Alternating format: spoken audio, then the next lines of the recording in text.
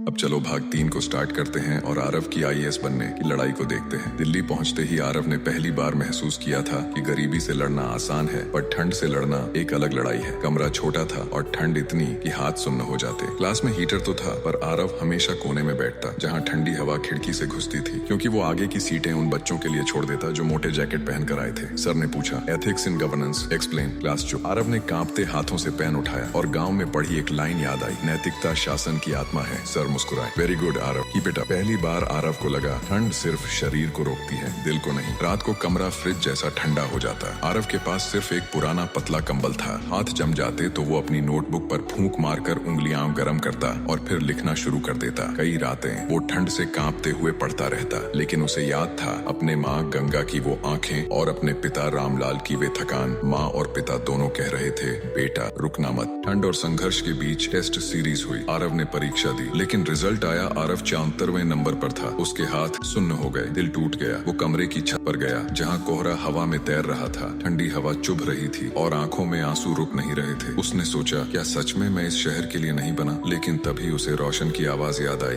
भैया कभी हार मत मानना। आरव ने उसी ठंडी हवा में खड़े होकर कहा, मैं ठंड से भी लड़ूंगा, किस्मत से भी और इस परीक्षा से भी। धीरे धीरे आरव हर क्लास में सबसे तेज जवाब देने लगा। सर ने तारीफ करनी शुरू की। 2-3 बच्चे बोले, वो पीछे कोने में बैठने वाला लड़का बहुत तेज है। एक दूसरा बोला, सुना है रात को भी पढ़ता रहता है, वो भी बिना हीटर के। इस ठंडी दिल्ली में आरव की मेहनत सबके दिलों में गर्माहट पैदा कर रही थी। शाम को कलेक्टर साहब का पत्र आया, आरव तू सही दिशा में जा रहा है, जरूरत पड़े तो बताना, तेरी मेहनत देश को आईएएस देगी। आरव ने ठंड में कांपते हाथों से कागज पकड़ा और दिल में गर्मी भर गई। वो बोला, सर अब मैं रुकने वाला नहीं हूँ। कलेक्टर साहब का पत्र पढ़कर आरव की आंखें चमक उठी, जैसे किसी ने उसके दिल में एक दीपक जला दिया हो। वो कागज अपने सीने से लगाकर बोला, अब ठंड क्या, मुश्किलें भी मेरे सामने छोटी हैं, लेकिन दिल्ली की लड़ाई अभी खत्म नहीं हुई थी। ठंडी हवाओं ने कमरे की दरारों से घुसकर आरव की पूरी नींद छीन ली। रात भर पढ़ने के बाद सुबह उसकी हालत खराब थी। गला बैठ रहा था, खांसी बढ़ रही थी और आंखों के नीचे काले घेरे साफ दिख रहे थे। खाना भी बहुत कम बचा था। कम पैसे होने की वजह से वो पिछले 2 दिनों से सिर्फ चावल और नमक खाकर चल रहा था। क्लास में सर ने पूछा, आरव यू ओके? आरव मुस्कुराया और बोला, जी सर, बस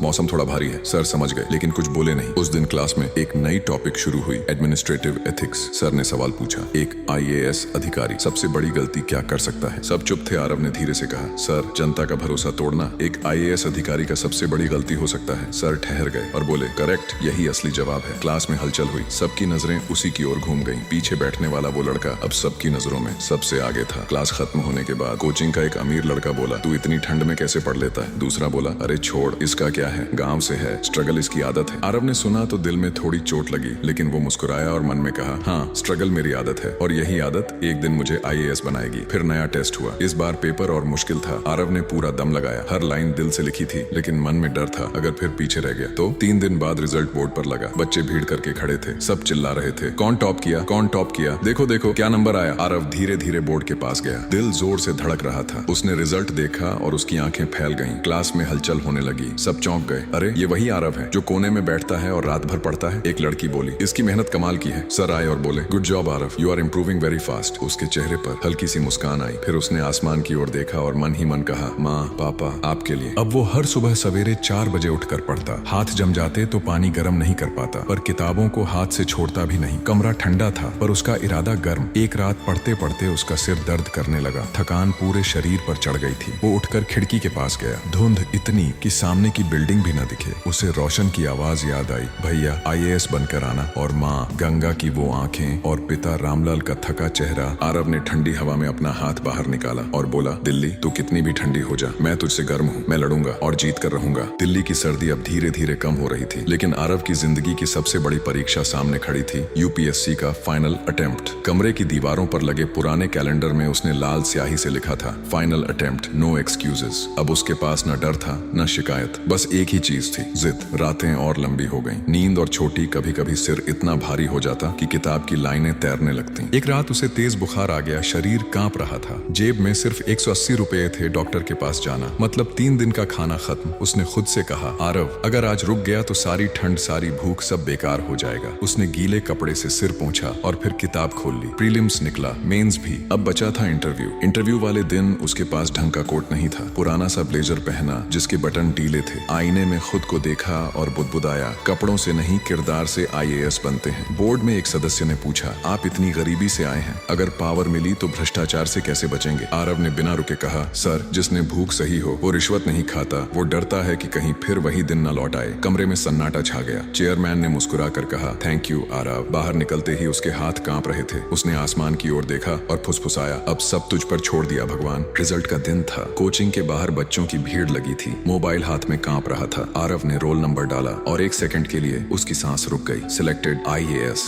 उसकी आंखों से बिना आवाज आंसू गिर पड़े। वो वहीं जमीन पर बैठ गया। पहली कॉल माँ गंगा को गई। माँ, इतना बोलते ही आवाज भर्रा गई। दूसरी तरफ सन्नाटा, फिर रोने की आवाज, मेरा बेटा अफसर बन गया। पिता रामलाल ने फोन लिया और बस इतना बोले, तूने हमारी गरीबी को हरा दिया बेटा। कुछ महीनों बाद गांव के कच्चे रास्ते पर एक सफेद गाड़ी रुकी। गाड़ी से एक सीधा सा नौजवान उतरा, IAS आरव। माँ ने दरवाजे पर आरती उतारी। पिता की आंखें बार बार भर आ रही थीं। वही झोपड़ी, वही आंगन, लेकिन आज दीवारें भी गर्व से खड़ी थीं। गांव के बच्चे बोले, देखो ये वही आरव है जो नंगे पांव स्कूल जाता था। आरव ने झुककर माँ पिता के पैर छुए और कहा, अगर आज मैं IAS हूँ तो इसलिए नहीं कि मैं सबसे तेज था, इसलिए हूँ क्योंकि मैंने हार मानने से इनकार कर दिया। उस रात गांव के आसमान के नीचे तारों को देखते हुए आरव मुस्कुराया। दिल्ली की ठंड, नमक चावल, रात की खांसी, सब पीछे छूट चुका था। संघर्ष हार गया था। एक बेटा जीत गया था। यदि आरव की IAS बनाने की यह स्टोरी पसंद आई हो तो वीडियो को लाइक करके चैनल को सब्सक्राइब कर लेना। जल्द मिलते हैं अगले ही एक ऐसे ही सच्ची कहानी के साथ।